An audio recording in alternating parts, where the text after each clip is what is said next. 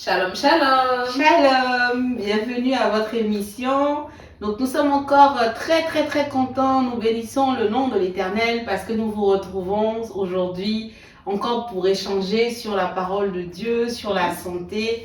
Voilà, donc en tout cas, soyez bénis. Ce qu'on va faire, c'est qu'on va commencer par présenter ce temps au Seigneur. Et je vais demander à notre docteur de nous confier au Seigneur. Amen. Seigneur, je voudrais vraiment te confier cette émission. Merci parce que tu nous permets de pouvoir, Seigneur Jésus, enregistrer une nouvelle émission. Merci, Seigneur, pour le privilège que tu nous donnes de pouvoir te servir, le privilège que tu nous donnes de pouvoir t'honorer, de pouvoir parler de toi, de la santé, comment tu vois la santé de tes enfants et comment tu voudrais que leur santé soit bonne devant toi. Vraiment, je te confie ces moments que tu conduises tout pour la gloire de ton nom, au nom de Jésus. Amen. Amen. Alors, docteur, de quoi tu veux nous parler aujourd'hui? Alors, aujourd'hui, nous allons entamer une série sur les sens. Sur les sens. D'accord. Donc, en fait, on va parler de 5 choses ou bien on va parler de quelque chose en particulier? Aujourd'hui, on va commencer par les yeux. Par les yeux. Et pourquoi on commence par les yeux? Est-ce qu'il y a une explication? Écoutez, les médecins disent que les yeux, c'est le prolongement du cerveau, donc pourquoi pas? D'accord, très bien. Donc, donc la dernière fois, alors c'est juste pour une précision. La dernière fois, on a travaillé, c'était sur les reins avant de travailler sur les questions-réponses. On a parlé du cerveau spirituel. Donc là, on est vraiment sur le cerveau physique. C'est ça, hein? Pour le moment. Alors là, effectivement, le prolongement du cerveau physique. Physique, d'accord, très bien, super. Ok, donc ce que je vais demander, c'est que tu puisses nous expliquer un peu c'est quoi les yeux, comment ça fonctionne et tout ce que tu veux nous raconter sur les yeux en fait. D'accord, bon allez, accrochez-vous, vous êtes prêts? On y va. Donc les yeux, comme vous vous en rendez compte, nous en avons deux. Voilà, donc nous en avons deux, avec un seul œil, on peut voir. En cas d'anomalie, voilà, on perd la vue, etc. C'est sûr que le champ visuel ne sera plus comme avant, c'est sûr que le champ visuel sera un peu perturbé. Le cerveau traitera l'information différemment, il faudra un temps d'adaptation, mais c'est possible. Donc il y en a deux, ce sont des organes très importants. Donc les yeux, à quoi servent-ils? Les yeux ont pour une fonction principale, c'est de capter l'image. C'est de capter une image, c'est de capter la forme de l'image, c'est de capter la couleur de l'image, c'est d'instruire le cerveau si l'image est en mouvement ou si l'image est fixe. Et bien sûr, on n'a pas la même qualité de vue la journée que la nuit. D'accord. Donc voilà, l'œil est un très bel organe, très complexe. C'est une succession de couches et chacune de ces couches participe à la bonne perception de l'objet. Okay. Donc, si on part de l'extérieur, c'est-à-dire de là en profondeur, nous avons la conjonctive. Je ne sais pas si ça vous dit quelque chose, la conjonctive. On connaît conjonctivite, voilà, c'est ça. Donc, c'est l'inflammation de la conjonctive. Cette conjonctive-là, elle recouvre le blanc de l'œil et ce blanc de l'œil-là s'appelle la sclère. La conjonctive, c'est une membrane, c'est ça? Voilà, la conjonctive, c'est une membrane. Son rôle, c'est de protéger la sclère. D'accord, ok. Donc, c'est dans la sclère qu'il y a tous les vaisseaux nourriciers, tout ce qu'il faut, les veines, les artères pour nourrir l'œil. Donc, après la sclère, nous avons la cornée. D'accord. Donc, cette cornée-là, elle est très importante parce qu'elle participe à laisser rentrer, à laisser pénétrer dans l'œil le faisceau lumineux. Donc, cette cornée, elle est transparente, elle est incurvée. De toute façon, quand on regarde l'œil, elle ne peut pas être droite, elle est incurvée. Et donc, elle laisse donc passer la lumière dans les yeux, comme je l'ai dit. Elle a surtout une fonction protectrice et elle aide à ce que le faisceau lumineux traverse complètement le globe oculaire, donc l'œil. D'accord.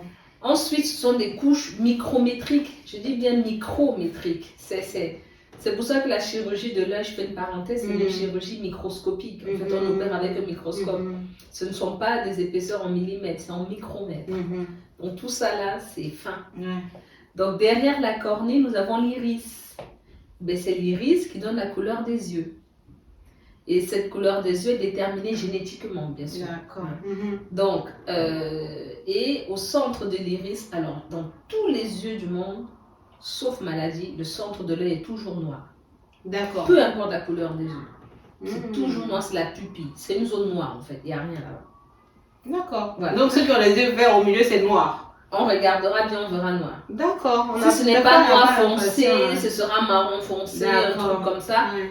Mais c'est toujours, c'est une zone centrale, c'est une zone d'ombre, c'est noir en fait. Mais pourquoi c'est noir? C'est comme ça en fait. C'est comme ça que le Seigneur a fait. D'accord. Ok. Donc voilà, donc l'iris donc va jouer ici la forme. Donc quand la lumière va traverser la cornée, ça va arriver au niveau de l'iris. D'ailleurs, le mot iris doit vous parler. Sur les appareils photo, en général, on parle de l'iris. Et bien c'est ça qui va faire que le faisceau lumineux va se concentrer. Donc ça va arriver un peu brut au niveau de la cornée. Il faut que le faisceau lumineux se resserre pour que la plus grande perception de l'image soit. Donc c'est l'iris qui va capter ça. Et la pupille va s'ouvrir ou se dilater en fonction de la luminosité grande ou faible. Alors, j'ai une petite question, je vais t'interrompre. Peut-être je t'arrête un peu sur les détails. Mais par rapport à la lumière, en fait, je me souviens de ce que tu disais que par rapport au jour et à la nuit, c'est pas forcément la même perception. Du coup, pour bien voir, il faut quoi? De la lumière ou il faut pas de la lumière, en fait? On va y arriver. D'accord. Et pour bien voir la meilleure vision, la meilleure perception de l'image, c'est en journée.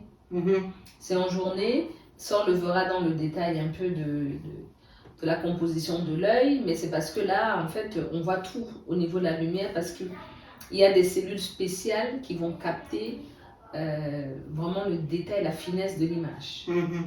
Donc, cette pupille-là, je reviens, son rôle, en fait, c'est de concentrer ou desserrer le faisceau lumineux. Comment ça va se passer? Vous arrivez dans la pénombre, vous ne voyez rien. Donc, il y aura une dilatation, une ouverture de la pupille pour capter le maximum de faisceaux lumineux, pour pouvoir distinguer. La petite lumière va permettre d'affiner ce qu'on a comme image autour. Donc, on appelle ça donc, quand ça se dilate, une mydriase. D'accord. La pupille s'ouvre. Et donc, quand, imaginez, vous sortez d'un endroit la nuit, par exemple, vous vous levez la nuit pour faire pipi, et puis là, vous avez un gamin qui allume la lumière, qui m'a ébloui. Et bien, c'est ça. Donc, il faut que la pupille se resserre, elle est toute petite d'abord pour accommoder, parce que la lumière nous a ébloui, la cornée a laissé passer, l'iris essaie de concentrer la pupille, il dit non, le cerveau dit non, c'est trop là, je suis ébloui. Il resserre la pupille, on appelle ça myosis. D'accord.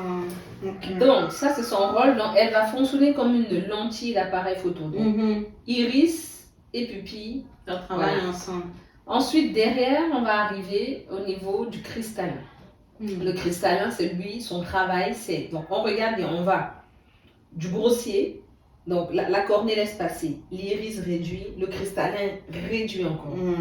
Pour que l'image... En fait, l'image va comme un entonnoir. Voilà. Ça s'affine. Ça s'affine au fur et à mesure pour que ce soit un point lumineux qui apparaît sur la rétine dont on parlera plus tard. Donc, le rôle du cristallin, c'est d'ajuster ce faisceau lumineux et le poser exactement à l'endroit où il faut sur la rétine. D'accord. Voilà. Ça me fait penser à quelque chose qu'on a fait en physique. Oui. Non, pas tout de suite. D'accord, allez, on continue, vous êtes prêts? On continue le voyage dans l'œil. Donc la rétine, enfin, on y arrive. Qu'est-ce que c'est? Prenons l'œil. On est parti de la conjonctive, la sclère, on a traversé l'iris, on a traversé la cornée, l'iris, la pupille, le cristallin, on arrive à la rétine. La rétine, c'est l'arrière de l'œil. C'est la partie en arrière, postérieure de l'œil. Et bien, tout le faisceau lumineux qui est parti en entonnoir va se poser sur la rétine. Et au niveau de la rétine, c'est là où on parlait des fameux bâtonnets et des fameux cônes. Donc, ce sont des cellules qu'on appelle des photorécepteurs. Photons comme photons, donc lumineux. Donc, ils vont recevoir, ils vont réceptionner la lumière. Je précise que l'œil n'a que la fonction de perception. Il ne décode pas ce qui est perçu. Ça, c'est le chef qui s'en occupe. Donc, l'œil lui transmet juste au chef ce qu'il voit. Donc, là, je vois la caméra devant moi. Qu'est-ce qui se passe? Chacun de mes yeux va capter cette image-là et donc va, au niveau de la rétine, transposer ce qu'il voit. Donc, comme nous sommes en pleine journée, les cônes seront actifs. Les cônes, ce sont eux qui offrent la meilleure résolution en pixels. C'est-à-dire aujourd'hui, aucun appareil photo ne peut imiter l'œil. Ils essayent de se rapprocher, mais Dieu a fait un superbe appareil photo inimitable. Voilà. Donc, il va capter la forme, le contour, la couleur, la nuance de couleur. Il va tout capter en détail. Et ça, ce sont les cônes qui vont transmettre par le nerf optique l'image au cerveau. Et c'est maintenant le cerveau qui va l'interpréter. Maintenant, comme Dieu a fait les choses, on n'a peut-être pas les yeux de chat, mais je trouve que quand même la nuit, on arrive à se débrouiller un petit peu pour ne pas trop se cogner les pieds ou se cogner la tête quand on se lève. Pardon. Donc, pour ceux qui ont grandi comme nous, en Afrique, je parle de ce que je connais, je parle de Douala, où il y avait des coupures de courant, on va dire, on ne savait jamais quand, et qu'il fallait réviser, donc on avait la bonne montre à pétrole pour réviser. Eh bien, on s'est bien fatigué, nos pauvres bâtonnets. Parce qu'arriver à lire ses cours avec la bougie ou avec la lampe de pétrole, on a usé des bâtonnets. Eh bien, c'est les bâtonnets qui nous permettent d'avoir une vision nocturne périphérique. Pas donc de périphérie. La vision est floue. On a vaguement la forme de l'objet, mais la précision n'y est pas. D'accord. Voilà, c'est ce qu'on appelle une vision nocturne crépusculaire, périphérique. Voilà, alors que les cônes, eux, c'est la vision centrale. Et ils ne travaillent pas ensemble, les cônes et les bâtonnets? Alors, ils vont travailler ensemble au changement. D'accord. Donc, de la nuit à l'aurore, de la journée au crépuscule. Ils vont travailler un peu ensemble. Mais sinon, en pleine journée, les bâtonnets travaillent très peu. En pleine nuit, les cônes travaillent très peu. C'est dans les transitions qu'ils vont travailler ensemble. D'accord, ok. Voilà à peu près l'œil. Puis après, on a le nerf optique qui nous amène au cerveau. D'accord, très bien. Waouh! Et donc, tu nous as dit, pour nous rappeler, c'est quoi les fonctions principales de l'œil alors? Eh bien, il n'y en a qu'une. Il n'y en a qu'une seule. On peut dire son rôle, c'est de transmettre l'image au cerveau. D'accord, donc on est là pour, enfin l'œil est là pour voir quelque chose et pour donner l'information au cerveau. D'accord. Et après, il se passe quoi au niveau de notre cerveau alors? Alors, donc, une fois que, bien sûr, on s'en rend toujours compte qu'on a deux yeux, mais comment ça se fait qu'on voit une seule image? C'est ça, oui. Donc, quand mon œil droit capte l'appareil, la caméra, donc si je ferme l'œil, je vais toujours voir ma caméra et je vais toujours voir le caméraman. Mais il va me manquer une partie du champ visuel. Je ne verrai pas ce qui se passe du côté gauche de ma narine. Je fais l'inverse, je vais voir le champ visuel ici, temporal, nasal, et après le nasal n'est pas complet.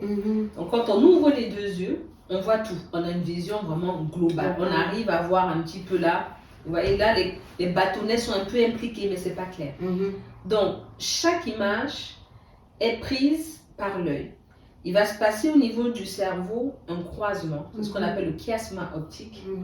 Ce croisement-là, ça va aboutir, donc les images vont se croiser et ça va aller dans la zone du cerveau se superposer. D'accord, ok. Voilà. Donc en fait, les deux yeux vont percevoir l'image, mais au terminus, ce sera superposé. Et après, c'est le cerveau qui va décoder ce qui aura été perçu. Donc en fait, on ne voit pas, c'est juste une petite pensée qui est venue et qui me fait sourire. On ne peut pas dire que l'œil droit, il coupe l'image en deux. Il prend le côté droit. On peut avoir de l'imagination comme moi. Il coupe l'image en deux et puis l'œil gauche vient prendre l'autre image et puis il colle et puis on a la caméra en entier au niveau de l'œil. Chacun travaille, voilà. C'est pour ça que le même travail. C'est ça. C'est pour ça que je dis qu'avec un œil, on peut voir. Mais la difficulté quand on ferme un œil et qu'on voit, c'est qu'on a une partie du champ visuel qui est amputée. Donc là, l'œil est obligé de bouger dans tous les sens pour capter la vision globale. Alors qu'avec les deux yeux, la vision est meilleure. On arrive à capter un peu ce qui se passe. D'accord, c'est super alors. Merci Jésus pour les yeux. Ah non, on a un créateur parfait. Précis, très précis. Super. Je peux compléter quelque chose? Vas-y. Donc, maintenant, les yeux, bien sûr, ils ne peuvent pas. Pour que les yeux bougent, il faut quand même qu'il y ait un peu des choses. Bien sûr, le Seigneur a tout prévu. C'est un appareil photo très sensible. Il faut, comme quelque chose de sensible et de fragile, il faut l'en protéger. Donc, il y a ce qu'on appelle les annexes de l'œil. Les annexes de l'œil, bien sûr, c'est la paupière, c'est toutes les glandes lacrymales, de Mébius pour fabriquer le film lipidique qui nous permet de faire ça sans avoir mal aux yeux. Bien sûr, il y a les cils pour capter la poussière. Quand on a la poussière, on a le réflexe. Il y a les paupières et les sourcils pour attraper les choses. Le caméraman qui nous fait rire. Pour attraper les choses grossières. Et puis il y a les fameux muscles oculomoteurs. Je peux regarder comme ça. Okay. Voilà, dans tous les sens. Vision périphérique. D'accord. Voilà. Ça tombe bien que tu sois en train de parler de tout ça parce que justement j'étais en train de me demander quand je réfléchissais aux yeux par rapport aux paupières. Donc on a dit que en fait c'était une image bizarre qui était venue parce que c'est pas une belle image. Hein. Je veux dire par exemple il faut que je change mon image parce que ça me fait rire. Bon, on va dire que tu fais pas exprès, tu tombes sur quelque chose en fait que tu n'as pas envie de voir ou que tu t'attendais pas à voir. Et ce à quoi j'ai pensé, il y a deux réactions. Soit tu restes là comme... Soit tu es choqué. Soit tu es choqué, tu restes là figé comme ça. Soit tu fermes tes yeux ou que tu fuis. C'est qui alors? C'est les paupières qui décident de... Enfin, je sais bien que c'est le cerveau, mais...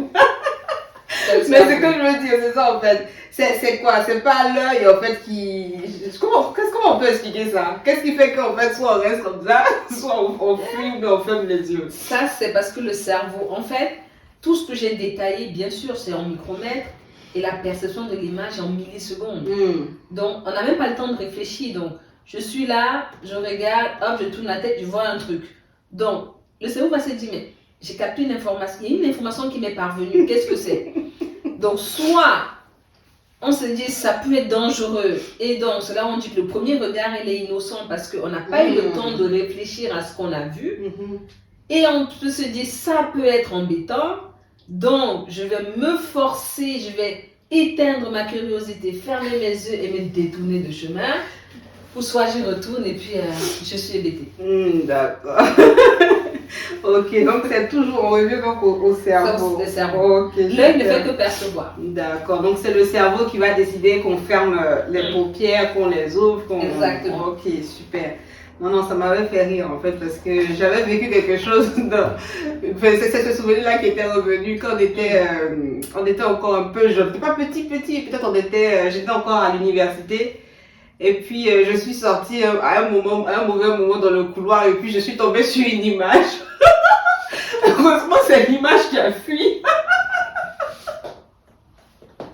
Je ne savais pas comment réagir donc on voit que l'image a fui. Excusez-moi. Donc ça me faisait penser à ça. Est-ce qu'il fallait que je ferme mes paupières à ce moment-là ou bien que je fasse... Mais bon, c'est bien, ça s'est bien passé au final. Ok, super. Donc on a vu comment le Seigneur nous a fabriqués, en tout cas comme il a pensé nos yeux. Alors, est-ce que ces yeux-là peuvent tomber malades? Et malheureusement, depuis le péché, tout organe de l'être humain peut tomber malade. Donc, des maladies, on va dire, pas les plus simples, mais si on reprend notre succession de couches, d'épaisseur, de membrane depuis l'extérieur, on peut avoir des conjonctivites. Le plus souvent, les conjonctivites, on en guérit. Voilà, ça peut être des conjonctivites bactériennes, ça peut être des conjonctivites virales, ça peut être de la poussière allergique. Après, donc, on peut avoir des sclérites, donc la sclère. Tout ce qui finit en médecine par it, en général, c'est inflammation. Voilà. Après, on ne sait pas quelle est la cause, mais en général, c'est une inflammation. Donc, on peut avoir des sclérites, voilà, c'est les vaisseaux sanguins qui s'enflamment, la sclère. On arrive à calmer. Alors, ça commence à être de plus en plus difficile. Bien sûr, plus on va en profondeur et plus les maladies, ça devient un peu embêtant. Donc la cornée, c'est tout ce qui est ulcération de cornée. Vous prenez un corps étranger qui va percer la cornée, un grain de poussière. Il y a des maladies qui vont atteindre, par exemple, on peut avoir des kératites herpétiques. Donc kératite, c'est l'inflammation de la cornée herpétique due à l'herpès. On peut avoir des kératites dues au virus du zona. Voilà, il y a des virus comme ça qui vont aller infecter les yeux. Il y a des maladies inflammatoires qui vont se répercuter entre la cornée, donc ce qu'on appelle des uvéites. Voilà, donc après... par rapport aux uvéites. Voilà, par rapport à l'uvéite, en fait c'est l'inflammation, on va dire, du segment antérieur de l'œil un petit peu, dans certaines maladies inflammatoires, auto-immunes, etc. Après vous allez avoir l'iris, qui peut, entre l'iris et la cornée, donc il y a un angle qu'on appelle iridocornéen, mais c'est trop technique. C'est de là que peut aller le glaucome, par exemple. C'est-à-dire que, alors, ce que je n'ai pas précisé, c'est qu'il y a l'humeur aqueuse. Je refais une parenthèse. C'est ça qui donne la tonicité du globe oculaire. Sinon, il serait tout flasque. Mhm. S'il tient là, c'est parce qu'il y a du liquide. Ce liquide-là s'appelle l'humeur aqueuse. D'accord. Donc, cette humeur-là, il peut en avoir trop. Ça va donner du glaucome, ça va augmenter la pression dans l'œil. Voilà, donc après, on a parlé donc, du cristallin. Il peut y avoir des opacifications, il peut y avoir des dépôts dans la pupille. Et ça, on le voit quand on regarde bien, les ophtalmologues nous en parlent assez. On voit donc des maladies aussi des pupilles, des anomalies génétiques, des pupilles comme les yeux de serpent, ou les yeux de... Voilà, ce sont des maladies génétiques, à dire comme ça. Et puis, donc après, on va descendre, on va arriver au cristallin, la fameuse cataracte. C'est le cristallin qui s'opacifie. On a vu que le cristallin, lui, centralise le vaisseau, il le focalise, le faisceau lumineux pour le déposer sur la rétine. Donc, quand il s'opacifie, la lumière ne rentre plus, on ne perçoit plus l'image correctement. C'est quoi, il devient... Il s'opacifie. D'accord. Donc, il s'épaissit et il s'opacifie. Ok, d'accord. Voilà. Un peu comme si vous prenez pour comprendre l'opacification, vous prenez un plastique, vous l'étirez un petit peu, et ça fait l'aspect blanchâtre. Voilà, c'est ça. Okay. Donc, après, il faut opérer. Puis, on va arriver au niveau de la rétine. Au niveau de la rétine, ça va être surtout les troubles de l'accommodation. C'est-à-dire que l'image ne va pas arriver directement sur la rétine, ou ça va arriver en arrière ou en avant. Quand ça arrive en avant, quand le point lumineux arrive en avant de la rétine, on dit que le globe oculaire est court, et donc là c'est la myopie. C'est là où je disais, je pensais à mes cours de physique. Et quand le faisceau lumineux dépasse l'œil, c'est-à-dire on arrive en arrière des cônes et des bâtonnets, ce qu'on appelle l'hypermétropie. Ce sont les yeux qui sont allongés, allongés. Après, au niveau de la rétine, il peut y avoir quoi? Il peut y avoir les décollements de rétine. La rétine peut se décoller, là on peut être aveugle. Et ça ok, c'est ça ce que j'avais demandé. Ça, c'est dans les fortes myopies. Parce que comme l'œil est trop court et qu'on veut forcer, voilà, la rétine peut se décoller. Donc, quelqu'un qui est myope, qui ressent une vive douleur dans l'œil et qui voit l'image floue, trouve un ophtalmologue en urgence. Il peut y avoir la tête de la macula. Ça, je n'ai pas dit, mais la macula, c'est le point central de la rétine. C'est là où il y a tous les artères nourricières, tous les vaisseaux nourriciers de la rétine. Donc, ici en France, on parle de dégénérescence maculaire liée à l'âge. Donc, la macula se détériore. Il n'est plus alimenté par le sang?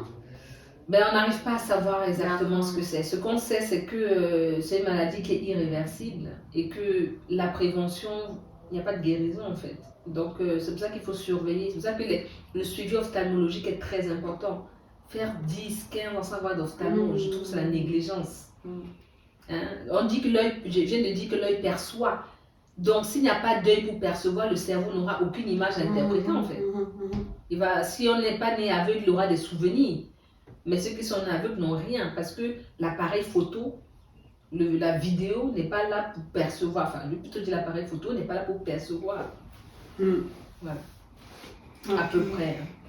D'accord. Donc au niveau des maladies, c'est à peu près... J'ai résumé. Bien sûr, il peut y avoir des traumatismes. Bien sûr, une bagarre, vous prenez un objet dans l'œil, ça vous transperce l'œil, l'œil est foutu. Il peut y avoir des cancers de l'œil. Il y a des rétinoblastomes, donc ce sont des cancers de la rétine. D'accord. Il peut y avoir des mélanomes de l'œil. Donc en fait, l'œil vraiment peut tomber malade. D'accord, donc docteur, merci pour tout ça. J'avais une question, mais je pense que ce qu'on va faire, c'est qu'on va arrêter et puis je poserai la question pour après. J'espère que je ne l'oublierai pas pour la semaine prochaine. Ça va aller. Ça va aller. Le temps passe vite. C'est très passionnant. Voilà. C'est très intéressant. Ok. Donc ce que je vais faire, c'est que je vais prier le Seigneur par rapport à tout ce qu'on a entendu et puis qu'il nous garde aussi par rapport à nos yeux. Amen. Très important. Éternel, nous te bénissons parce que tu es Dieu, parce que tu es vivant, parce que nous avons encore appris beaucoup de choses sur les yeux. Donc c'est vraiment intéressant parce que si nous n'avons pas ces connaissances-là, nous n'arrivons peut-être pas des fois à comprendre l'importance de ce que tu nous as donné. Donc nous bénissons ton nom pour les explications que nous avons entendues. Nous voulons te confier nos yeux physiques. Nous voulons prier que tu les préserves, que tu nous donnes de pouvoir en prendre soin. Et véritablement que si quelqu'un est malade, s'il y a quelqu'un quelque part, Seigneur, que tu veux toucher aujourd'hui, par exemple, pour qui tu veux restaurer la vue, pour qui tu veux baisser la pression dans l'œil, pour qui pour qui tu veux faire un miracle, Seigneur, par rapport à tout ce qui est épaississement, Seigneur. Je veux prier que ton esprit, Seigneur, localise cette personne et que la guérison lui arrive au nom de Jésus. Merci de ce qu'au travers de cette émission-là, tu libères ton esprit, Seigneur, et tu vas toucher quelqu'un et tu fais grâce, en fait, que la personne se rende compte, Père, que c'est ta puissance qui est intervenue dans sa vie au nom de Jésus. Nous te recommandons la vie de chaque personne qui nous regarde, nous te recommandons la vie des membres de leur famille et nous te glorifions parce que c'est toi qui prends soin de nous. Que toute la gloire te revienne au nom de Jésus. Amen. Amen, amen. Alors, si vous avez aimé cette vidéo, donc déjà la première chose, c'est de ne pas oublier de nous suivre la semaine prochaine, de liker, de partager. Et voilà, et en tout cas, soyez bénis et on compte sur vous pour prendre soin de vous. Bye bye. Bonne semaine. Bye bye.